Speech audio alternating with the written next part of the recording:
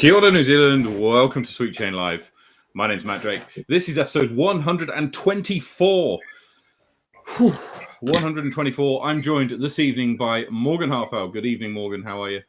Kia ora, everyone. Kia ora, Matt. I'm good, brother. How are you doing? Yeah, I'm good. I think we're doing all right. We've got people in the... Got people in the chat? We've got people in the chat, but it's a bit small. I can see Evening Matty Rants, Tommy Strawbridge. How you going, sir? Yeah. That's all I can see right now. It's a bit far away and a bit small, as you say. Let's... Yeah, we should. How's your week been, Matt? Oh yeah, look, it's my week personally has been pretty good. Unfortunately, my family here have all been a bit ill, so it's been a bit kind of trying to keep everybody well and not get sick myself and all that kind of stuff. So I feel that. I'm actually back off to the doctors tomorrow morning. I think I'm about 6 weeks deep of not being right. So back to my really? doctor's visit. Yeah, it's not been a great time. Bit of a sinus infection, but I don't know, getting there. Okay. You've been out on the course, or have you been able to play? I played 2 rounds a couple of days ago, just 2 disc rounds. I went out with should have grabbed it out the car. I got a brand new 40th anniversary Innova Aero. Oh, I don't know lovely. if you've ever had your hands on one of those. It's it's almost like the size of a Nova, but it feels a lot beefier. It's a whole lot of disc to throw, and I sort of just went out there and wanted to get a real good feel for the disc and just throw it around for 2 rounds on the gardens, and did all right. It was quite windy, so the first round was a bit of a warm up. Well, at least the first half, and then got into the second round, did some pretty sweet shots, but the wind was pretty up there, so it was tricky. Cool disc, but definitely recommend if you can get your hands on one, give it a go. Really, really super straight, almost a little unstable, and with that headwind, it would just get there and just hold that line. So. It's a mid-range? It's a putter. Okay. It's one of those original Innova discs from way back in the 80s, I think, the late 80s. And with that halo plastic, super premium plastic. The only thing I found is when it would hit the ground, it would probably keep going for another 10 meters, even if it was traveling pretty slow. Yeah. So like the Nova, but not. The Nova hits the ground and just pretty much stops. Okay. Cool disc. I'm also pretty excited this week about a new disc that I'm going to be getting. Good news, don't you? I did. So as many of you will know, I have a kind of a collection of some discs. Only some collections, and the row of discs on top of me, which you won't be able to see there, but if I put it to this screen, it's a bit messy, this room. What you can see is the top row here, and there's one space. There's one space in your top left. Every 6 months, I put a post up on various message boards on Facebook going, hey, with a lot of hope behind it. A lot of hope behind it, saying, hey, I don't suppose anybody's got this disc. Now, it's what it is it's a sapphire. It's a Latitude 64 sapphire with in plain white, similar to the ones across the top, but with a white tiger in the corner. Now, this was a release that they did in 2020. Okay, during lockdown here anyway.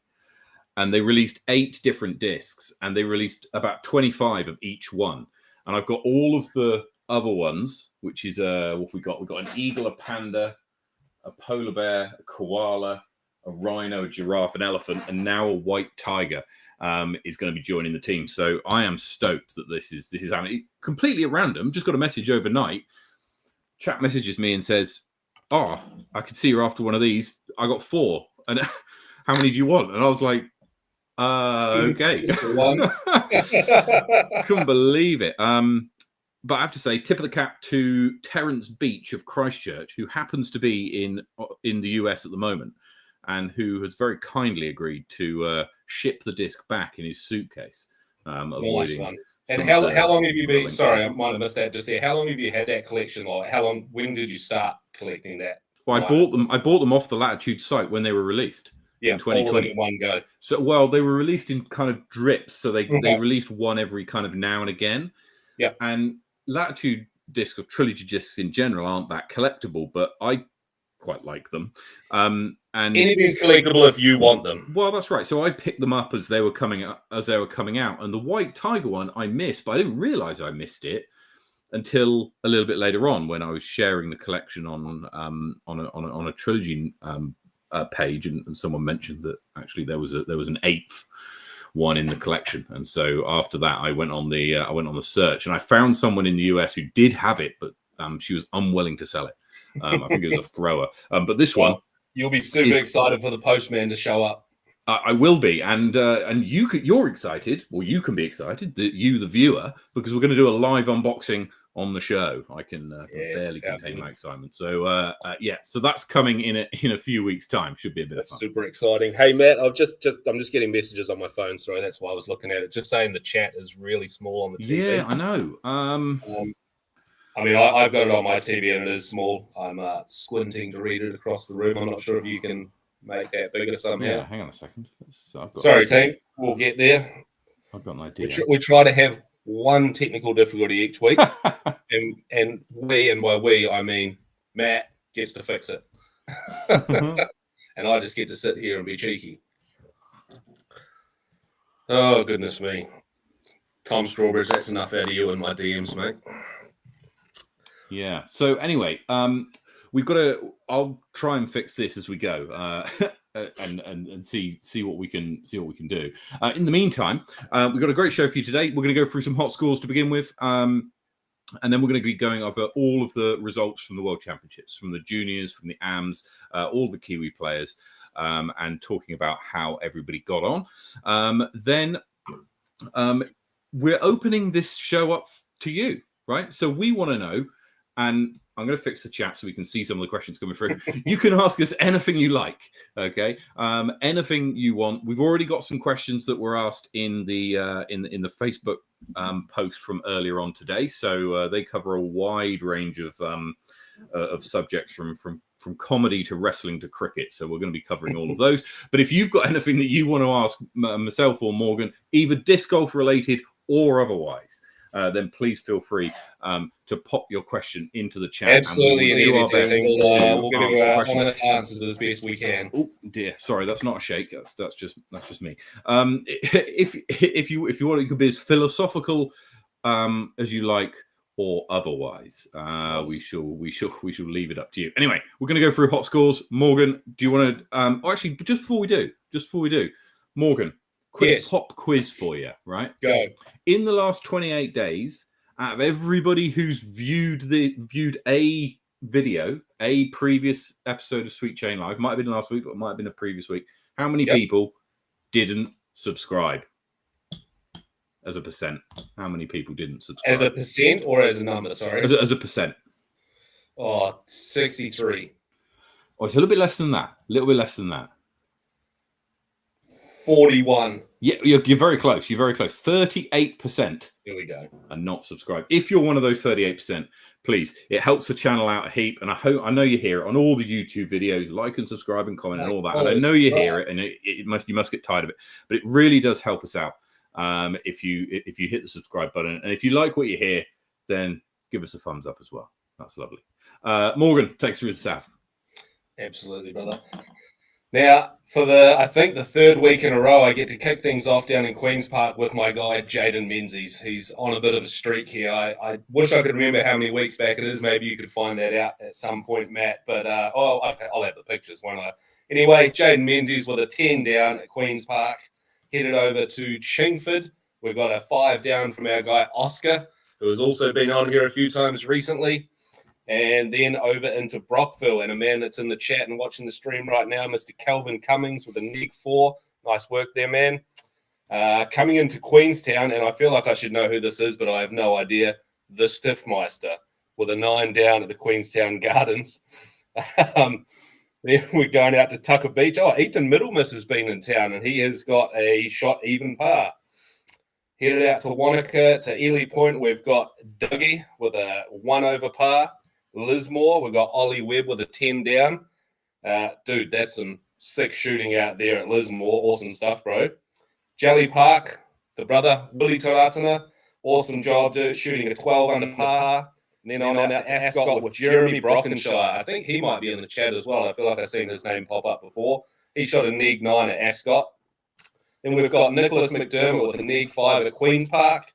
Back to Jeremy Brockenshire with a Neg 5 at Brooker. And then heading up to Taylor River with a 4 over par, Old Red. Great name. It's taken into the north, bro. In the North Island, we have starting at Berrenport, Alistair McEwen shoots a 5 under par at Berrenport in the hills. Fantastic score there, Alistair. Over to Hikoikoi and Peter hits a 5 under par. Up to Harcourt Park, KJ Carrick hits +1 in Upper Hutt, and Linklater's Arthur Horn shoots 11 under par. Andrew F. up in Maryland's hits 2 down. Steve Lawson hits 1 under at Spa Park Red, and it's Sven Prey who goes around McLaren's at +10. Finally, Richard Waterson hits -11 at Henderson. Nice one. Did you manage to catch up with Sven when him and Karina were in Wellington? Oh, unfortunately, I didn't. It was one of the days they contacted me about going for a round, and it was one of the days when my daughter was just all sorts of ill. Yeah. And unfortunately, I wasn't able to meet them. But I know a few people who did go out and meet them. And so they sounded like they had a great time. Yeah, well, those guys have been touring around New Zealand playing as many courses as they can, which is obviously awesome. And Karina used to live out here. We've met her, and a lot of us know her, so it's cool to catch up with them again. Well, catch up with her and meet Sven. And I think those guys have got 2 weeks, I believe, left in Auckland. So any of you guys up in Auckland that want to meet Sven and Karina, hit them up on Facebook and get them out for a round. No, they're keen. Excellent. Right. That's your hot scores. That's our hot scores. Now, we're going to go through... I'm still trying to sort this chat out. I'm so sorry. You're all good. While you're figuring that out, I'll bring this up, guys. Okay. Oh, yes. A lot of you know the Wahi Tapu brew that I am drinking right here. This is a beer that we do, Generation does, with Altitude Brewing. We've done it for the past 3 or 4 years. And it's under a bit of a rebranding right now. So you may have seen on the Generation socials that we're looking for a new name. We're very close to saying yes on a couple of them. We're just waiting for some legal terms to get sorted out. But my favorite right now is the Drop Zone Hazy Pale Ale. If you've got some ideas, stick them in the chat here as well, because we're looking for names. And on Monday and Tuesday this week, we just brewed 2,400 litres. So keep an eye out for that coming to your local beer shop soon. Cheers. So are you running some kind of competition, or is it with the brewery? Yeah. Sorry for the name. No, we're just looking for some inspiration, to be honest. So we've probably gone through about 100 different names, probably more. And then the other day we were out on the Queenstown Gardens a couple of days ago, and Roddy Mackay had to go to the Drop Zone, and I went, Drop Zone, brother, Mr. Mando. Hold on, Drop Zone. That's a great name. And it just, when something just hits you like a lightning bolt, I was like, that's the one. So me personally, that's the one I'm looking for, but we're still definitely open for ideas. Okay, excellent. Do you know what? I think I might have sorted this out. Yes, you have. I can only see three lines on there, but it's the chat's reopened and I can actually read it now. Bray Marsden, chia nui boys. Chat's better, but lost the previous messages. Here's what it is. But got that sorted. Okay, right. Now, there's something which is exciting that happened for New Zealand in general at the World Championships just gone. So let's get into it, shall we? Let's have a look at the results of all of the competitions. Now, we're going to start in MA1. I am unfortunately about 15 seconds behind, so I'll catch up. All good. So we're not going to start in MA1. We're going to start in MJ18. Okay. And MJ18, Morgan, I can remember we were messaging. Yeah, we were. The morning of, was it our Saturday morning? I think so. I think it was. Because we were following all the scores. And we see Levi Stout finish the semi-final, tied for second, and we're thinking to ourselves, what happens here? Because if it's a tie, right? If you go by birdie countback, he wins that tie because he got the eagle on 16. Yep. If you go by total number of birdies, he wins that because he got more birdies. If you go by PDGA number, he's got the lowest PDGA number. So we were just like, surely something's happening. And then we get silence. We just don't hear anything at all. And then we get to the finals and he's not involved. And it was heartbreaking. It was sad.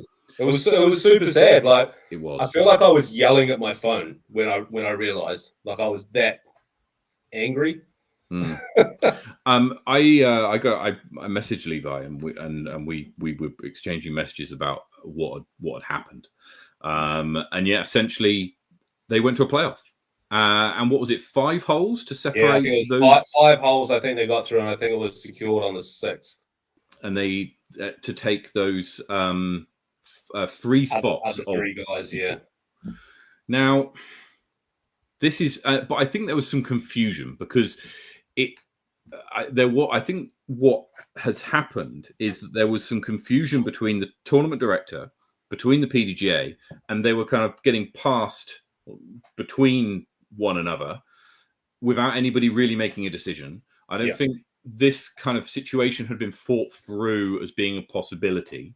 Yeah, well, they had laid out the law of how it was going to go beforehand, but I don't think they were, as you say, ready for it to actually come into effect and happen. Especially not perhaps a 4-way tie, right? Yeah, for sure. I don't think anybody expects that after, how many holes of disc golf they've played by this point. They've played a lot of disc golf, right? By this point, I know that some of the rounds were curtailed and cancelled or whatever, but by this point, at the semis, they've played 5 rounds of 18. So they've played 90 holes of disc golf, and the top 5 are separated by 2 shots, and crucially, second to 5th is separated by nothing. Yeah, which is incredible. Unfortunately, it meant that Levi missed out on the finals. My views on final 6s and all that kind of thing. I think it's a little bit honestly, I think it's a bit daft. But you know what? I really, even in a playoff situation, and Levi, don't take this the wrong way, I'm surprised he didn't make it, because he comes to the end of a tournament, and if he's behind by 3 strokes or 4 strokes, even with like 6 to go, he's still there. He's the sort of person that comes in at the end of a tournament, commits to absolutely every shot, and usually gets them all. Yeah. So those other guys must have been playing out their skin to, not only fend each other off, but fend him off right at the end there. So that's right. No, you're absolutely right. And there's examples of that time in, time out. The one that springs to my mind, because I was there, was Nationals in 2021, in Wellington. Levi was down by a shot, I think, or it might have been 2 shots, going into hole 17.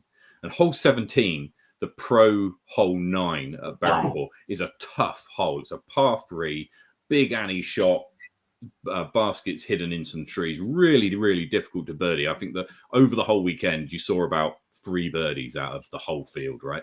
Real tough shot. And he's down by 2, and he just pumps it and parks the basket. It was incredible. And so you're right. He's certainly got that ability that in the clutch moments, he can.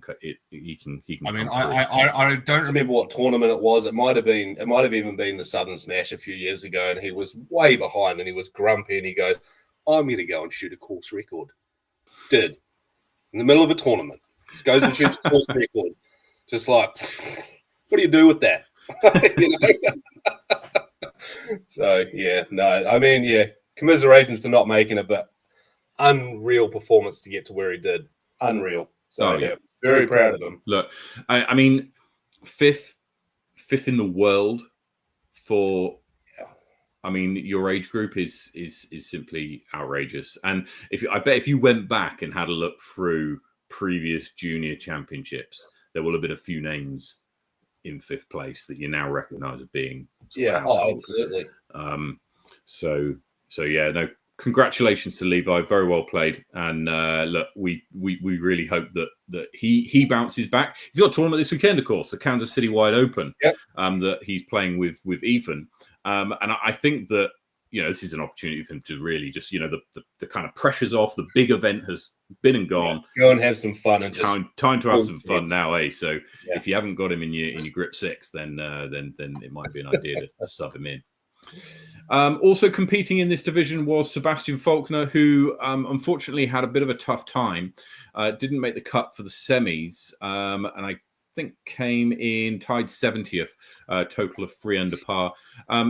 Generally speaking, over the course of the tournament, didn't shoot his rating. Was probably disappointed with how he came in, and that 40-point difference over the course of 4 rounds is probably in the region of about 16 to 20 strokes, right? So I haven't had a chance to talk to him or Andrew yet, just about what happened, if it was him or just the course wasn't for him, or it just had one of those weeks.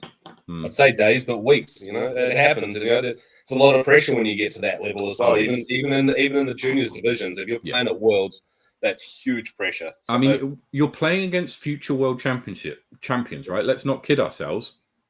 We're going to be seeing names that we are seeing on the screen now playing in the Pro Tour in years to come. That's inevitable, I think. That's inevitable. Right. We had another competitor in a junior division in New Zealand, and she was competing in, right down the other end of the screen, the FJ08 division. FJ08. And it is incredible to say that Sarah Wadsworth is New Zealand's very first world champion. Incredible achievement. Incredible achievement. Don't even know what to say. It's freaking incredible. You're right. That's the word. It's incredible. She just dominated the whole time. She went to the front and stayed there. Yeah. Didn't look like losing it. Yeah. The whole time. And I think that if you can do that as a young person, right? It's really hard for people who, because they're young, they haven't had the experiences of going through the emotional roller coaster of a tournament, right? How do you deal with pressure? How do you deal with stepping up to what could be crucial putts? Still don't know. And so because they haven't had the experience of it, right? They're just not old enough to have had those experiences. And so I think even outside of disc golf, just life experience. That's what I mean. Exactly. So to be able to keep her cool for the whole week, and to slowly but slowly build a lead over the course of the week was fantastic. Many congratulations to Sarah. Absolutely. And that other young lady there, Hanil, Midling, she won all 3 of the field events before the tournament. So so she clearly has all the skills. She got Sarah on the long distance, and Sarah's a long distance world champion record holder. So she had her number on all 3 of those side events, and still went in there and showed you put it all together in one performance, and got the job done. I don't know if you noticed this, Morgan. Hanil comes from disc golf pedigree, because her sister won the FJ18 division. I did not notice that by some distance. I'm guessing it's her sister, because they come from the same surname, same town that they're from, right? Yeah. So Hortense in Georgia, is that? Oh, sorry, it's the wrong one. So I'm guessing that they're sisters. So she comes from a family of disc golfers. So very big congratulations to Sarah. I spoke to Paul, her father, earlier on today. And we're hoping to get them on the show. The timing is, they're still in the States, so the timing for now is awful. It's like 4 a.m. or something. So, but when they're back in New Zealand, we will look to get we'll look to get them both on the show and see if we don't mind asking someone like Jeremy Colling to stay awake to talk to us, but we're not going to ask the world champ to do that. No, not at all. And we'll see if we can twist Paul's arm to give Sarah a later bedtime than it might be, because it's it could be still a little bit late, but we will do our best because we'd love to talk to her and love to find out a little bit about her experience and how she found the whole week. And what her kind of, do you make plans for the future when you're 7? I don't know. I certainly didn't, but I wasn't a world champion at 7, so who knows? But look, many congratulations to Sarah. Absolutely fantastic performance, and very much putting New Zealand on the map. You saw all the PDGA pictures with the New Zealand flag. They're still coming out days late. Every single day I see photos of her coming from PDGA, different news outlets, different disc golf companies. Yeah, no, absolutely. You deserve everything you get for this, Sarah. You're amazing. Very, very well done. Let's move on to the amateur PDGA Amateur World Championships, which were held in the same town, Peoria in Illinois, over the same weekend, but on a selection of kind of, I don't know, they might have overlapped courses. I think they did. I think there was Northwood Blue was played by both. But the courses that were played were a bit kind of so many different weather delays with these, especially this tournament, even more so than the juniors, I think. So have you played in any tournament, before we get into the result, have you played in any tournaments that have seen the kind of weather delays or interruptions that No, I've only had lightning once in Dunedin, and that's the only one. That's the only thing that stopped us before. Did you play in Twizel that year where it got drenched and they called the last round the last day off? Was it Twizel? Think so. That must have been in the last 2 years, because I haven't been in the last 2 years. Okay, yeah, I think it was the year before last where it got absolutely drenched. And I mean, Stephen Reed, if he's in the chat, will remember that one certainly, because he picked up the dub for that weekend. So yeah, well done to him. But it looked like they got absolutely interrupted. Is Timaru? Greg is telling us. Yes, sorry, my apologies. It was Timaru. Very much an interrupted week. So I was reading, and actually, if you the PDGA on their YouTube site has got Amy Whitmore's first round on their YouTube channel, so you can go back on the PDGA.com YouTube and see Amy's first 18 there from her first round. But her first round was so interrupted. So I think it was hole 10. So at the end of hole 10, they were kind of racing against the incoming smog, and a horn went off. They put their minis down because they were halfway through a hole. Had to leave the course and didn't come back until not the next day, but the day after. Yeah. That's crazy, eh? So, can you imagine? It's almost unheard of. Can you imagine? It's probably unheard of. Halfway through a round, and you go back, and you're not even halfway through a round. You're halfway through a hole. Yeah. Well, you got to hope that your drive was acceptable. You think they've gone back home and like where there might be not as bad a weather and just practicing that upshot? Yeah, right. That's it. But from what I hear, that wasn't the case. They were given updates every couple of hours, so it's a case of you just got to hang around. Well, that's it. I was talking to Amy. I was talking to Amy quite a bit, and she said, "I was like, oh, what are you up to?" She's like, "Oh, I'm just at Walmart. Just hanging out at Walmart, which is just down the road." I'm like, "What are you doing there?" "Oh, well, I might have to be back at the course in an hour." Oh, wow. So, yeah. Just one thing while we are talking about Amy, she's in Iceland right now. She is, yes, very much so. If you follow her on social media, you'll see that she's racking up the courses in Iceland. I mean, there's one around every corner in Iceland, right? There is. Just racking up some courses before she meets up with her family. It's awesome. So yeah, looks very good. Anyway, let's get into some of the results. Looking first at MA1, we had a few competitors here.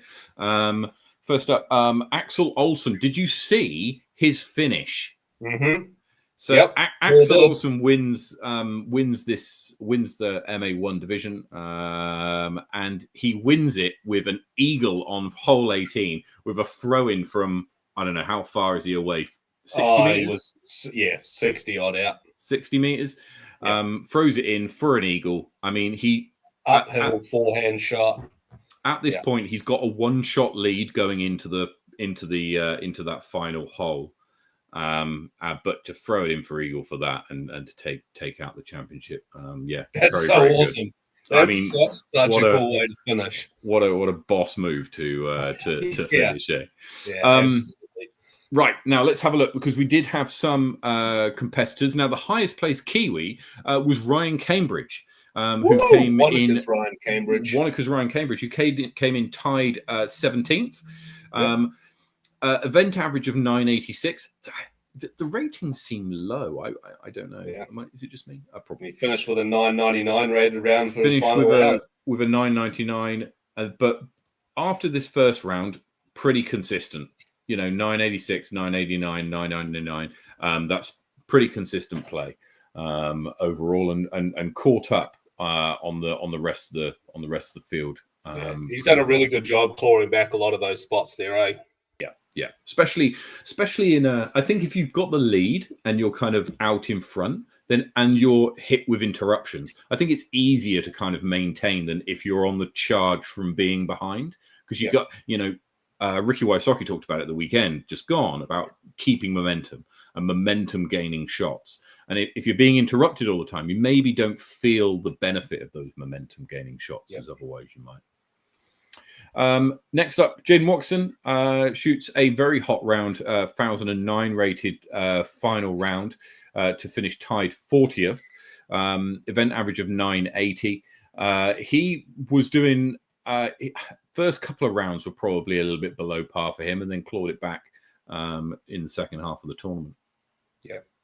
Also, he was dealing with an injury, from what I hear. I was just about to say, he's coming home with an injury. I just spoke to him briefly this morning. He's had to pull out of sub-zero, unfortunately, due to that. So hopefully he heals up pretty quick, though. Just want to see him back out on the course and smashing like he always does. Mm-hmm. And finally, our other competitor was our own Brady Cush, who I think by his own admission, he talked about it briefly last week, and I've spoken to him since, wasn't overly pleased with his performance, but nevertheless, it's an experience that and he's out there representing, and he would have done everything he can to represent the country and do us proud. No, absolutely. So good on everyone who played in MA1. You did the whole country proud. 100%. Moving on to FA1, we had 3 competitors playing in this division as well. The highest placed Kiwi was Nicholas Stout, who finished tied 21st. So very good, with an event average of 862. Is very good. Very good performance. Yeah, absolutely. Yeah, well, higher than her rating. So yeah, well done. Heck yeah. Next up was Amy Whitmore. It tied for 42nd. Who played pretty much on her rating. And finally, Eilish Kumak was tied 52nd, just a few shots off as well. And it looked like everybody had an absolute blast from what we could see, from what I was following on socials, from what the results of were coming through, and from what pictures people were posting and videos, etc., that we saw. It's hard not to have a good time, even when those interruptions, disruptions, whatever you want to call them, are happening. You're having a ball. You're still around all those other competitors from all over the world. There's just no way you're not having a good time. So yeah, as you say, what an experience for those guys. That one that they'll take with them forever. Certainly is. Right, now we've got hang on. Why is this not? What do we got now, Matt? We're going to go to viewers' questions. Right, so if you've got a question for us, we've got a couple to get us going. If you've got a question for us, this one? then please put it into the chat. Into the chat, and we shall do our best to answer it. But we've had a few questions come through in the meantime, over on our Facebook page. So I'm just gonna pull them up now. And it's always a little bit when we get these kind of questions. Where are we? Here we go. Right. The first question comes from Tom Strawbridge, and he asks, was Johnny Bairstow out? That's on you, because I think you watched that, and we just talked about it before the stream. We did. So this is a cricket question for anybody who wasn't watching this. This is the latest Ashes test between Australia and England, held, I think it was at Lord's. But this has got a disc golf angle, right? So I'm gonna link this back to disc golf. You watch. How are you angling? You watch me, right? So what's happened is Johnny Bairstow, who is an England all-rounder and wicketkeeper, left a delivery by an Australian bowler, fast bowler, and then proceeded to walk down the wicket and, I don't know, tap the ground or go through some kind of routine. At which point the wicketkeeper runs him out, right? And Johnny Bairstow looks behind and is like, well, hold it. The ball's dead. You can't run me out. And the way this is linked to disc golf is there are a lot of comments coming through saying, yeah, he's officially out, but it's not within the spirit of the game. Now that I bring this up because spirit of the game is important in disc golf. Not to the Australians, it's not. What are you talking about? Maybe not. Spirit of the game is important in disc golf because spirit of the game is what governs disc golf, right? So being a self-officiated sport, there's not many self-officiated sports. Disc sports in general are self-officiated, but disc golf is self-officiated, right? The players are the referees. You don't have people walking around calling foot faults or whatever, right? It's the players who do it. And so it relies on a spirit of the game in order for the rules to be put into place, and in order for the rules to be followed and for the play to continue at a reasonable pace, right? Now, this is more prevalent in Ultimate than it is in disc golf, where spirit of the game is very much leaned on as a thing. But in Ultimate, and I would imagine in disc golf as well, the interpretation of spirit of the game is you play to the rules, right? It's not about necessarily being nice to somebody. It's not about being pally or giving them, oh yeah, go on then, have it. It's not about giving people advantages in order to be nice to someone. It's simply playing by the rules and enforcing those rules, right? So the argument comes up that if you don't call or make calls according to the rules, then you are playing with less spirit of the game than somebody who is, right? So now consider this, right? Because how often have you been in a sanctioned event, somebody's called a foot fault and somebody seconded it? Less than 10 times. Really? I played a lot of tournament rounds. You've played a lot of tournament rounds in New Zealand? Just in New Zealand? Most of them would be in New Zealand, yeah. Okay. Quite a few times. What happens is, and I've seen it more than one time in a tournament, someone will get called and it'll get seconded, and then you'll get two more in the round. People will be eagle-eyeing. Oh, really? Trying to get it back. Trying to get it back. I've definitely seen balls out of spite before. Oh, totally. I can, yeah. So look, the argument goes that if you don't call things, if you don't call foot faults, right? Okay, so here's another question. Compare the amount of times you've seen it. How many times have you seen a foot fault, but it hasn't been called? And I've not called it? Never. Really? Yeah, sure. That's very noble of you. I can honestly say that it's Are we sure about that? It's a foul against you. if you don't call it and someone says you don't call it?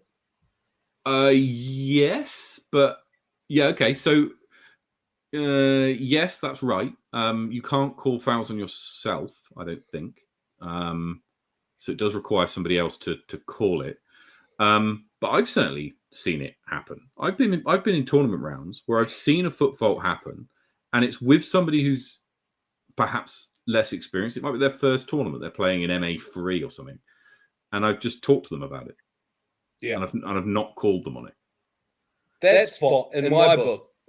TD hat off. I guess in my book, that's fine because these people are learning the game.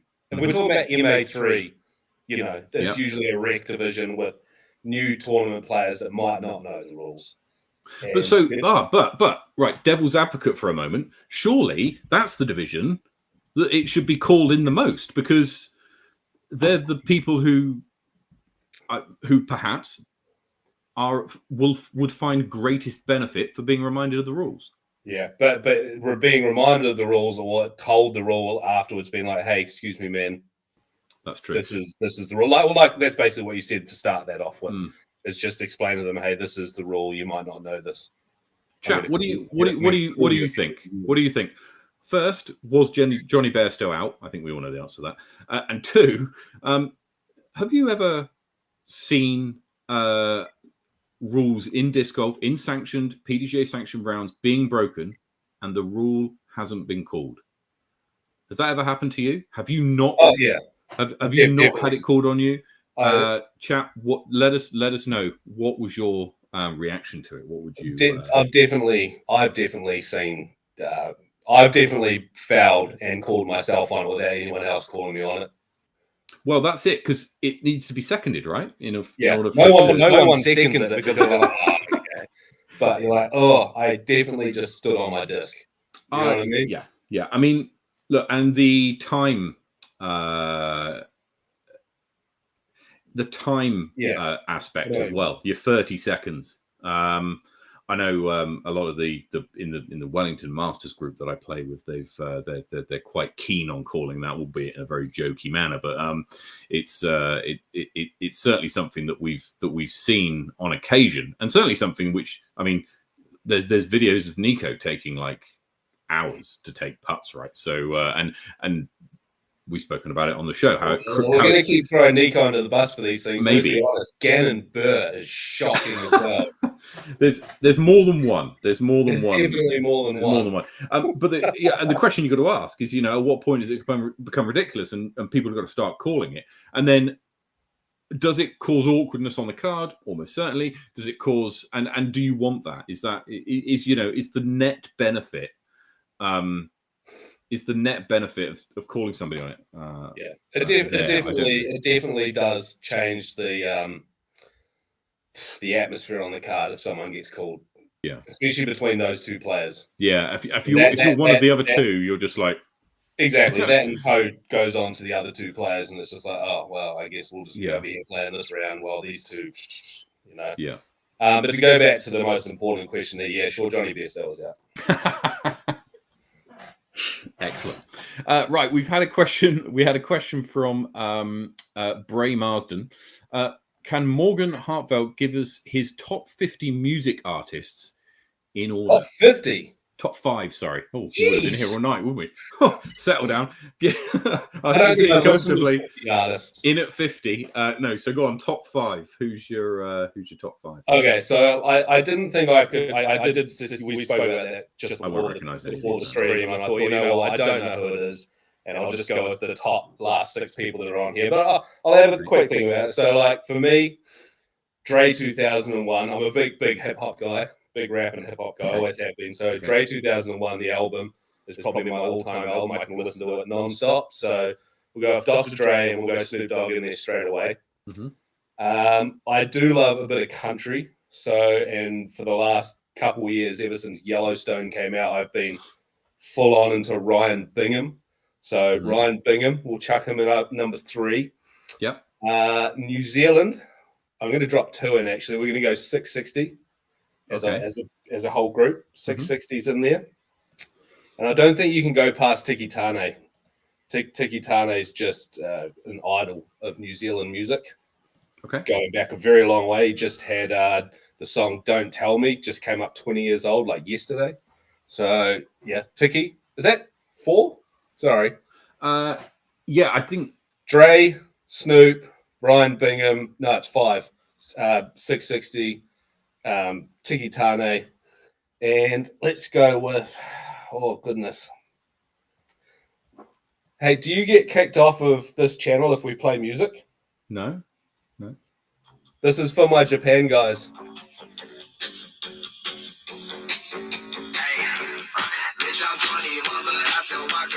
Fake ID. Stand by me. We won't play that. There might be a few juniors in here. Yeah. Anyway, say la vie, Young Gravy. There we go. Fan, love you. There we are. Fantastic. Bray, I recognize Snoop Dogg out of that lot, and none of the others. You don't recognize Dr. Dre? Oh, sorry. Yes, Dr. Dre. Oh my God. Yes. Yes, but very few of the others. Hey ho. Anyway, Bray also wants to know what my top 5 wrestling finishers are in order.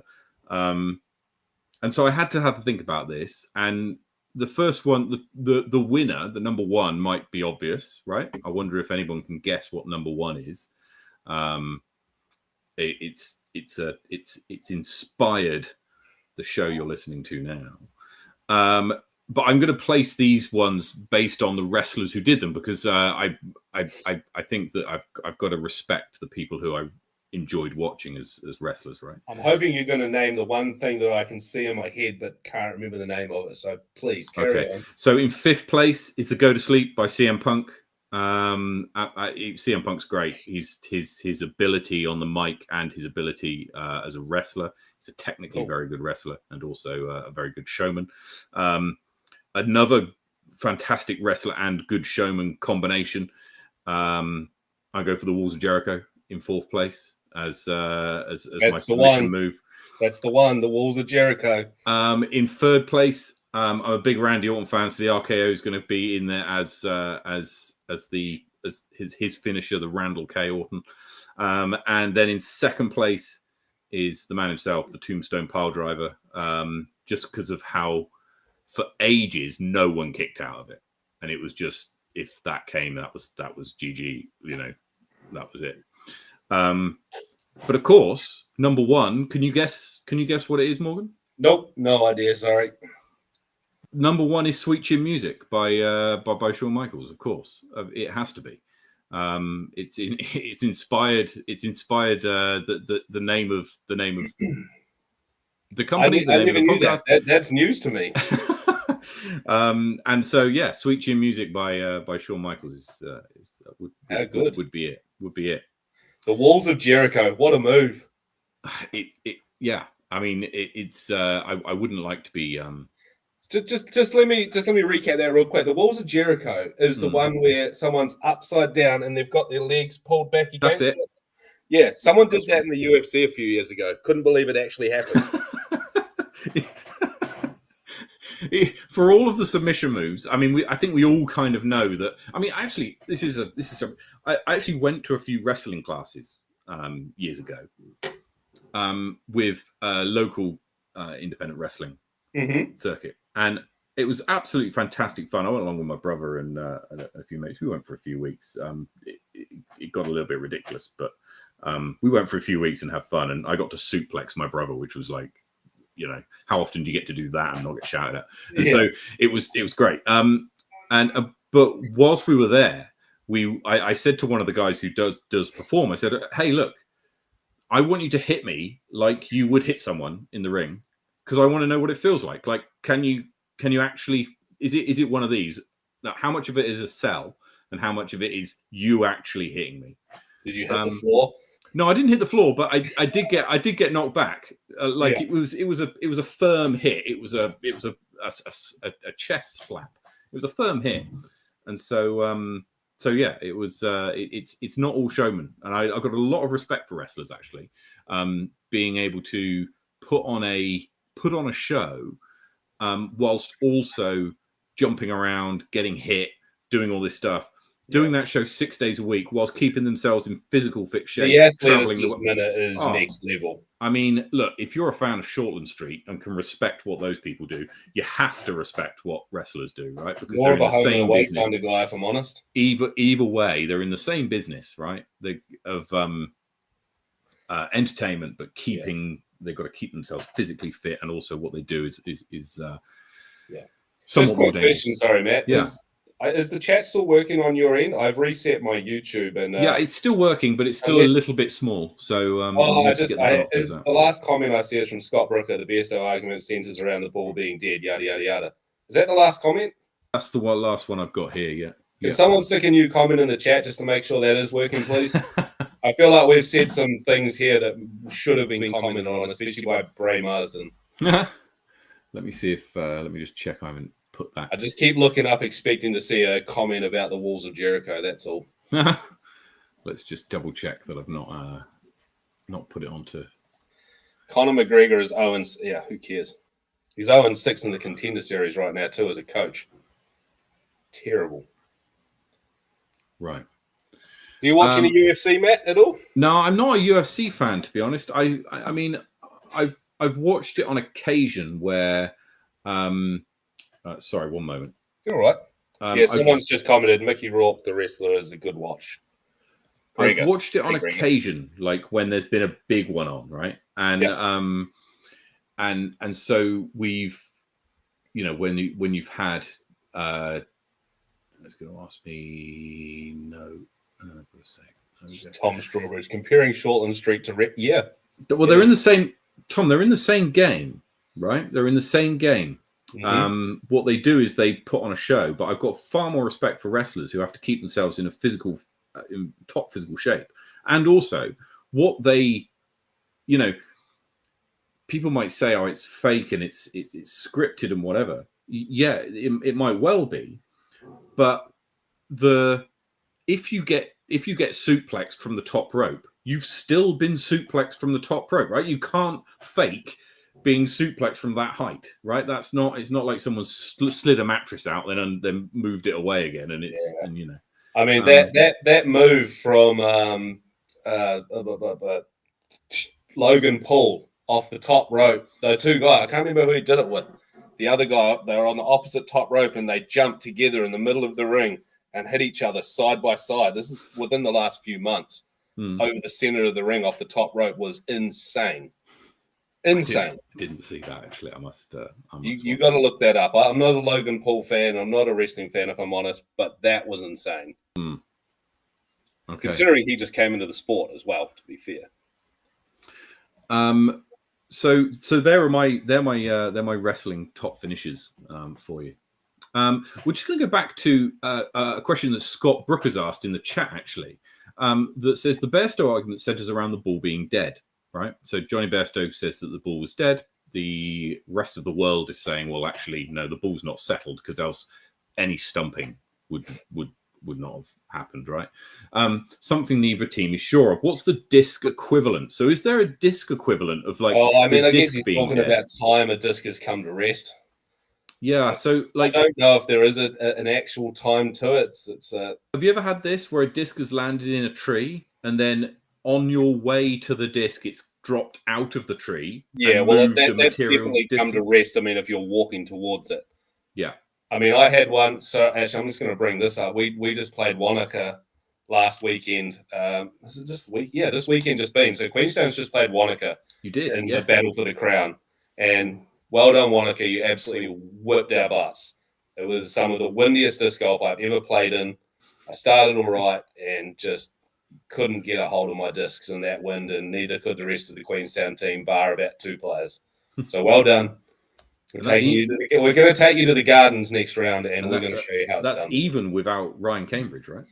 I'll tell you what, they've got a super strong squad over there, and they've been building the last few years. They've got some incredible players out there. I mean, we see Ollie Webb on the he's good shooting neg 10 there at Lismore, and he's always in the top 10. You know what I'm trying to say there? Yep. God. Yeah. The hot scores. Sorry, not the top 10. He's always in the hot scores, shooting like neg 10s out at Lismore. And it's not just him. There's a bunch of guys shooting those scores there. Mhm. Yeah, they whipped our backsides out there. But what I was going to say is I played a shot on this this OB left, OB right, threw a shot into this left to right wind. My disc got smashed to the ground, rolled out of bounds, stopped for maybe 1 second, and then picked up and rolled 40 meters forwards inbounds. Everyone gave it to me, but it would have been it would have been very borderline. Should have been OB. Because if it comes to rest and it's not moving, correct, then at that point, it was a very quick turnaround from not moving to moving, and the wind was howling. So, someone could have said it and maybe would have been like, okay, yeah, it's OB, but it was cool to watch. Fair enough. Right, next question we're moving on. So Brett Carlisle asks,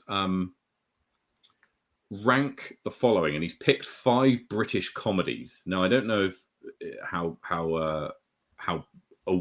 how much these comedies were played in New Zealand, right? So I don't know what the average kind of thing is. So we've got Fawlty Towers, Blackadder, Flying Circus, Young Ones, and Red Dwarf. Which of those do you not recognise? I can't see those. I know Fawlty Towers, Blackadder. What were the other 3? Monty Python's Flying Circus. Yep. The Young Ones. Nope. And Red Dwarf. No. So I know that. I know those other 3. Yeah. Yeah. Okay. Right. So, so just for any of our Kiwi viewers and Morgan, so the Young Ones was a comedy series. I think it ran for 2 series about a group of students who were living in student digs in the 80s, starring Rick Mail, Adrian Emerson, and it had annoying appearances by Alexi Sale, who popped in every now and again, and it basically followed them around. But it was Rick Mail who really kind of made the show. He was fantastic in it. And there was a particularly funny episode. I think it's the first episode of series 2, where they do a mock university challenge. It's arguably one of their most. I'm impressed by your knowledge of this. I like my British comedies. Anyway, which is maybe where this going. Where's Mr. Bean fit into all of this? Mr. Bean, interesting. I'll come to Mr. Bean in a minute. Red Dwarf is a series set on a futuristic, on a spaceship. Sorry, millions of years into the future. And it's about a guy who was stuck in a kind of time box for millions of years. The crew of the ship died. He got bought. He was then released when the ship was safe. And a hologram of his bunkmate was also brought back, and the other key character was a character who was a descendant of his cat from millions of years ago, right? So it's now, and this one has got a bit of a soft spot for me, because it was one of my favorites, and it is actually, spoiler alert, Red Dwarf takes the title for me out of these 5, purely because when I was at university, I watched it so much. Now I will say series 6 was the best, series 3 was the second best, and series 7, 8, and the later ones really weren't very good.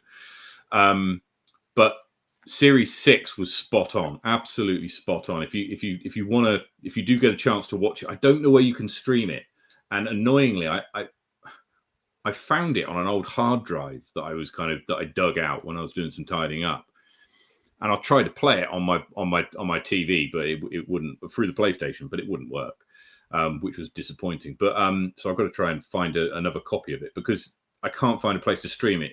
It's absolutely fantastic. Stars Craig Charles, who you may know from he hosted Robot Wars, and Chris Barry as well, who also starred in it. Chris Barry, of course, starred in the Britass Empire. This is really testing your obscure British comedies. Britass Empire, of course, was set at a leisure centre, the leisure centre that I used to swim at when I was younger. So there we go. Anyway, but back to the tier list. And actually, this got me thinking these questions, which I'll come on to an idea that we're going to do next week. Hopefully, Morgan, you can be around for it. In fifth place, Monty Python. I'm putting in fifth place. A lot of people are going to disagree with me there because Monty Python's got quite a following. And John Cleese, he comes up very cultish, isn't it? Monty Python. Yeah. It is. John Cleese comes up twice in this list, obviously in Fawlty Towers as well. And I do like Monty Python, but I have to put it at the bottom of these particular 5.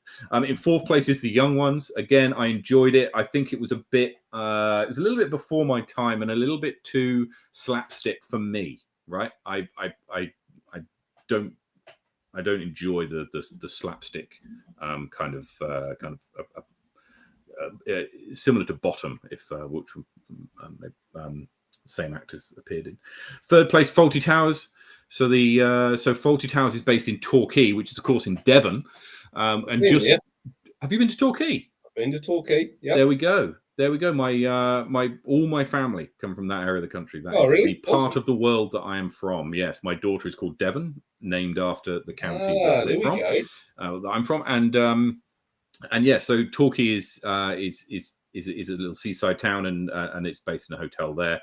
And of course, the only thing with Fawlty Towers, if you watch it now, it's after aged. If you watch it now, there's some things where it's a little bit cringy almost. And so I watched a lot of that back in the day, and I don't really remember any of it. I don't think they'd get too much prime time exposure these days, given that we live in a little bit more of a woke society. So I suspect that it wouldn't go down too well. And nevertheless, good show. In second place, I'm putting Blackadder. Blackadder was great, and Blackadder for me got better as the series went on. Right, Series 4 is the best series. And then Series 3, Series 2, Series 1. The Blackadder in Series 1 is actually pretty annoying, honestly. And if you can actually get away with skipping the first series, you don't lose any of the characters, because actually the character's completely different in Series 2 onwards than he is in Series 1. Series 4 is the best one, set in World War One, in a trench in World War One, and it's just Atkinson, Hugh Laurie, and Tony Robinson going at it, and it's just brilliant. Yeah, that's a really good season. But my favourite is Red Dwarf. That takes the win for me. Nice. So yeah, I've written down 3 more just here. Go on. Not quite up with those other ones, but Wallace and Gromit. Sorry, that's a different kind of division, a different kind of show. So are the other 2. But I do remember Postman Wallace and Gromit. Postman Pat. And can you guess what the last one is after those 2? I don't know. Barney the dinosaur, probably, by that. Brum. I do remember Brum. There you go. I do remember Brum, actually. Yes. That was a show from my childhood. I'll put my phone away now. We're digressing. But anyway, thank you so much to Brett and Bray for coming up with the idea of what we're going to do next week. And hopefully, Morgan, you'll be around to I'll see if I've gone down to Omarama or up to Omarama or not on Thursday, or if I'm going to go up on Friday. We're going to do a disc golf manufacturers tier list, right? So I know, right? So we're gonna Brady will be back next week, so it could very well be the 3 of us on the show next week. And between the 3 of us, we're going to try and agree, which is going to be difficult because we all throw different brands. We're going to try and agree a tier list for all of the disc golf manufacturers. Okay, so we'll be putting them into S tier, A, B, C, D, etc. Now, so if you've got any views on what tier you want to see your favorite brand be put into, or your least favorite brand put into, then let us know in the comments. Tom Strawbridge is nailing his colours to the wall with that comment. Tom, we shall have to see whether Innova's popularity is enough to prop up its consistency. Anyway, right. Let's move on. We are going to go to upcoming events now. So we're going to get back to disc golf. Thank you all for indulging a little bit of comedy reminiscing from myself. We're going to move on to the upcoming events. We've got the Bramford Bash fundraiser happening this weekend in Bramford Park. That's in Nelson. In the following week is Sub-Zero down in Omarama. There you go. 49 players right now, guys. Who's going to get us over that 50 mark? So what's the you got space? You got space for about another 20 something? Well, we've capped it at 72. Okay. 18 holes, 4 on the card. Honestly, we're not going to get to 72. I've accepted that, but I'm pretty happy that we're probably going to get over the 50 line. I do know a few more players that are signing up. We've just had a lot of things to pay for recently, so they're just coming in late in the piece. We'll do a full preview next week of the people playing in Sub-Zero, but it looks like to be a pretty competitive MPO field. When I say that, what I mean is it's tough for me to pick out a winner. When I look at the FPO field as it is, I think Ben Willake and Sebastian Faulkner will probably go in as favourites. Yeah, well, Ben Schicker as well is pretty good on a big open course. He's got an arm on him. Right. Absolutely right. So look, we're looking forward to that. I think that could go any which way. I mean, if the weather does something like it did last year with the snow, who knows? Yeah, who knows? I mean, I've been looking very closely at the weather, not just for that, but for work recently, and just if we're going to get snow at the mountains. And there's no cold weather coming around the country, or at least down south at the moment. It was a wee bit cold this morning. I think we got down to -1, but for the rest of the week, the low is like 2 in Queenstown. So, okay. So I don't know what the weather's going to be like. We might have perfect sunshine days. Fingers crossed. I think that'd be awesome.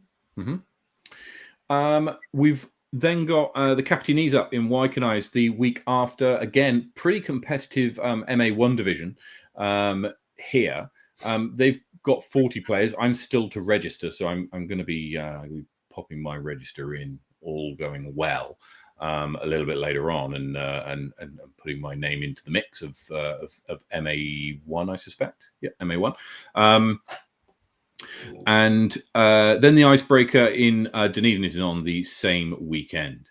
The New Zealand National Under 15 Championships is on the 29th of July, the same weekend as the Tucker Beach Rush. Ascot Perfection is the week after, and the Tauranga Extreme is at the end of September. So a bit of a gap in August, September time. The Christchurch Fling, unfortunately, has been cancelled for this year. That there is no Christchurch Fling. But he has released and almost sold out. I'm just trying to see if it is on the there or not. Charge. Yeah, Charters Bay Charge. Let's just have a quick look. I've just been talking to Dave yesterday. It's under Gecko Sports. Here we go, 2023 Charters Bay Charge. Oh, I didn't. I'm looking on Disc Golf Scene. It may not be on there. August the 6th. No, it's not on Disc Golf Scene. It's a Google Sheets sign up. Oh, okay. Google Forms, rather. That's on the same weekend as the Ascot Perfection. Yep. Okay, so 2 tournaments in Christchurch that weekend. So if you're in Christchurch, get yourself onto some sanctioned disc golf. Plenty of opportunities that weekend. The total Charters Bay course is unreal, guys. I played there the one time it's happened. I used to play golf there. Incredible location. Definitely check it out. Not trying to take anything away from the Perfection, but just my experience. The Topol Thermal Throwdown is at the end of October. Moonbase Bros for Change Charity Classic Wahitapu round out 2023 with Egg Monster, Roxburgh, Southern Smash and Nationals, the first events in the calendar for 24. Heck yeah. Moving through to the power rankings. No change. We didn't play any tournaments last weekend, but this will change from the Bramford Bash that's happening this weekend. Jay Watkinson is still ranked number 1, along with Haley Flintoff in FPO. And next weekend we will see, for Sub-Zero, we will see 10th place Sebastian Faulkner going up against 16th place Ben Willake to take out a bit of movement there to take out the crown in Omarama. Ascot's changed its dates. There we go. We'll find out a little bit more about that, actually, if Ascot's changed its dates. It has. It's on August the 13th now, so we need to update our sheet, which we will do. Lovely. Thank you very much.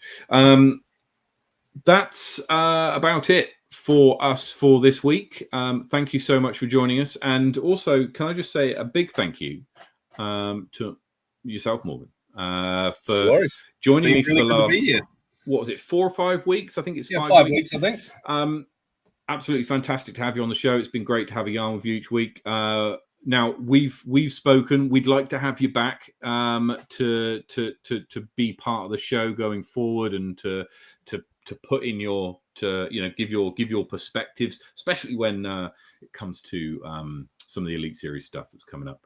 Yeah, for sure. Well, we can leave it to the chat. If you want me to come back on the show, please let Matt know.